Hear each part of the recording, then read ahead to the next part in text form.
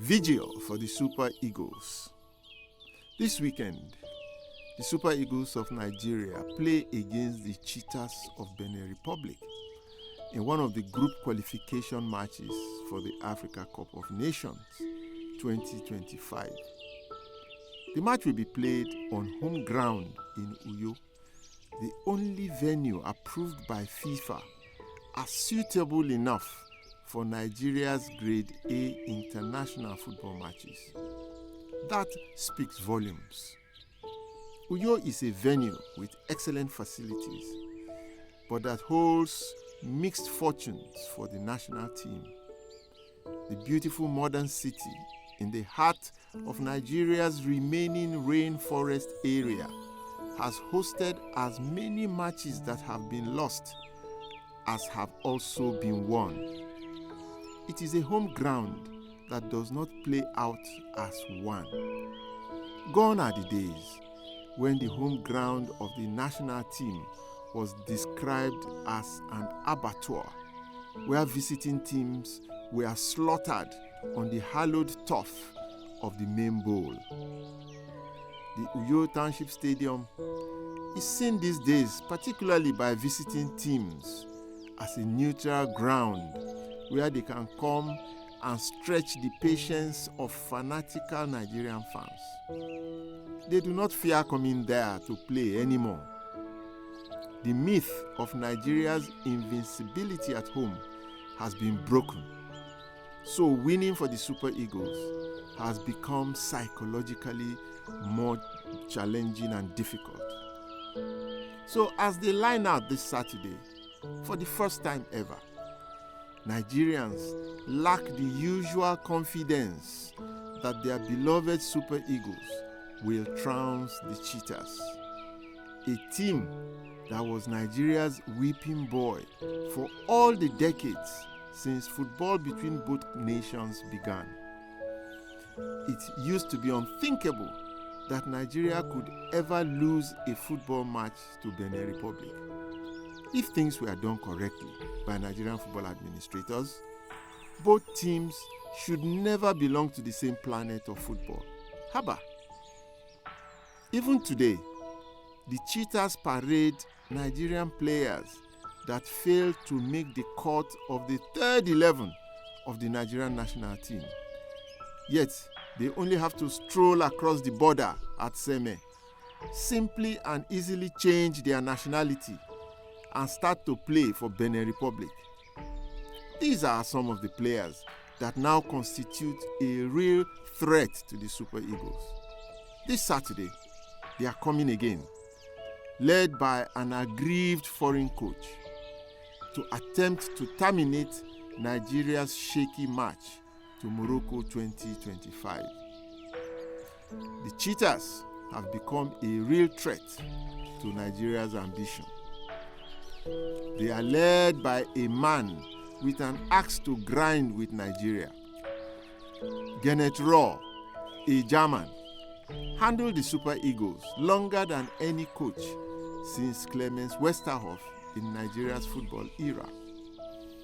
At the end of his last contract, for not winning anything and for his team not being convincingly impressive, his contract was not renewed.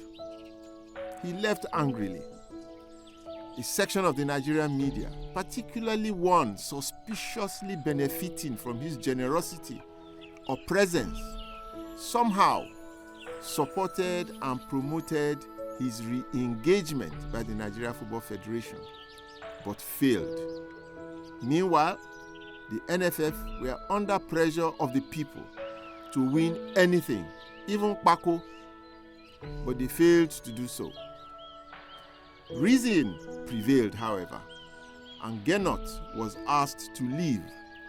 Since then, the man has been on a revenge mission. The elements must have been enjoying the drama and stretched it further with the present plot where a once rejected coach lies in the path of Nigeria's qualification.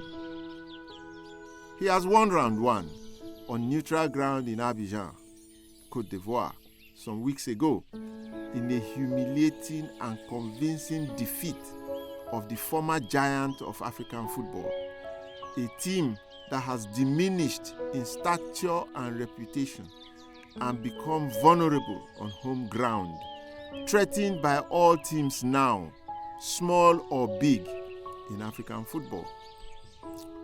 Some analysts credit former minnows in African football with developing their football and earning their new place of respect as worthy challengers on the continent. My own truth, however, is that it is Nigeria's decline at all levels of development, excluding the female football teams, and a reflection of the state of the country itself. The Super Eagles have lost the stronger feathers in their wings. AFCON 2023, for a period of 1 month, showed glimpses of interesting possibilities and potential for greatness. But since then, the team has returned to their flightless nature of the past decade. So, as the match today approaches, sadly, Nigerians are not brimming with their usual confidence, and that includes me. That's why also the build-up to the match has been humble and uninspiring. Expectations have been limited. This is reflected even in the team's build-up. Without a coach until 1 week ago, the composition of the Super Eagles as a team of players has not changed significantly from the team that inspired Nigerians at AFCON 2023 and dampened their spirit since then. More or less, the same set of players are back in it. Captain William Troost Ekong has finally recovered from a major surgery and injuries, but has not played for the national team since February. Africa's current player of the year, Victor Osimhen, did not play the last set of matches with the Super Eagles, including the one against Benin Republic. His state of mind will be a big factor on his performance. It may either weigh him down or be a source of challenge to prove that his absence was a factor in Nigeria's loss. He has also been embroiled in several controversies, all of them psychologically dampening. These include his spat with the last coach of the Super Eagles, Finidi George, issues with his coach at Napoli, and issues around his end-of-season transfer saga, a very poor advertisement for his management, and a huge distraction for any meaningful preparation for this match in Uyo. Victor is the last player to arrive the Uyo camp with only 24 hours to train with the team for the first time since February. To start him in the lineup will even be a big gamble for Coach Eguavon, who is handling the team without earning the right to do so. Until a few days ago, the team did not have a preferred coach. In fact, the team has not had a permanent coach since the team's relative success at AFCON in February. In the period after then till now, there have been 3 different unsuccessful coaches that handled the team, including the man now saddled once again to do so on a temporary basis for the next 2 matches over a period of 1 week. I feel sorry for Austin Eguavon. He's making his 4th appearance at the helm. Yet, he fails till now to secure the people's confidence. He could neither negotiate nor reject an assignment, this one, that is laden with poison. Should he fail again, he would surely carry the can of responsibility. Should he succeed, his employers are already searching for a foreign successor. So he has little motivation beyond self to deliver victory. Finally, he is saddled with assistants that are untested rookies in international football? How will the megastars in the Super Eagles team relate with these local handlers without their level of exposure and experience in playing or even coaching? That's the setting for the match this weekend in Uyo. For once, I shall join in the night vigil for the Super Eagles.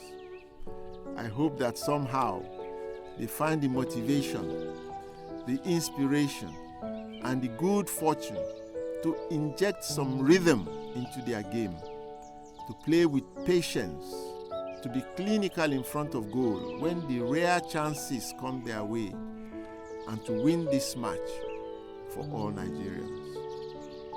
Victory will provide a launch pad for hope and better performances ahead of the rest of their campaigns for qualification for AFCON 2025 and the FIFA 2026 World Cup.